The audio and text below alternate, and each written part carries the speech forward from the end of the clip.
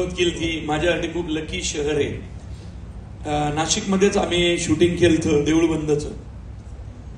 देऊळबंद एक झाला आणि कसं आहे, स्वामींनीच मला इतका बिझी ठेवला की लगेच माझा मुळशी पॅटर्न आला, सरसेनामध्ये आंबेरराव आला, धर्मवीर 1 आला, 2 आला. मी 2 वर्षात एकच सिनेमा करतो, पूर्ण वेळ त्याच्यावर अभ्यास करूनच करतो. त्यामुळं 10 वर्षात माझे 5च सिनेमे झाले, सगळे सुपरहिट ठरले स्वामींच्या कृपेने. आपलं काय त्यात नाही.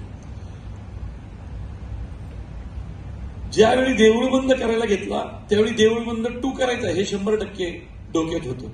विषय काय नक्की नव्हता, पण करायचा. देऊळबंद 2 करायला घेतला, कोरोना आला, काम थांबलं. मग लगेच परत करायला घेतला तर एकनाथ शिंदे साहेबांकडनं धर्मवीरसाठी विचारणा. मी त्यांना म्हटलं मी ऑलरेडी एक सिनेमा करतोय, त्या निर्मात्यांना विचारल्याशिवाय मला काहीच करता येणार नाही. तर ते शिंदेसाहेब म्हटले निर्माते काय करतात?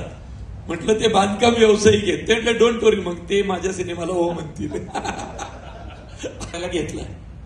मग हे त्यांना भेटले, काय झालं त्यांच्यात मला माहित नाही, पण हेच मला येऊन म्हटले नाही ठीक आहे, त्यांचं करून शिंदे साहेबांचा सिनेमा पहिला करा. मग मी ठरवलं यावेळी, त्यांनाही माहिती आहे की काही झालं तरी बाबा आता मध्ये कुणी येऊ नका. खरं तर मुळशी पॅटर्न 2 करायचा होता सुरू.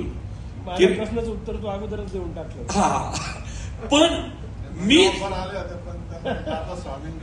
लक्ष द्या, कारण ज्या स्वामींनी एवढं यश दिलंय ते पाठीमागे पण लागतील. ते फक्त पाठीशी उभे नाही राहत, ते कधी कधी लागतात पण पाठी. तर मग मी जरा टेन्शन मध्ये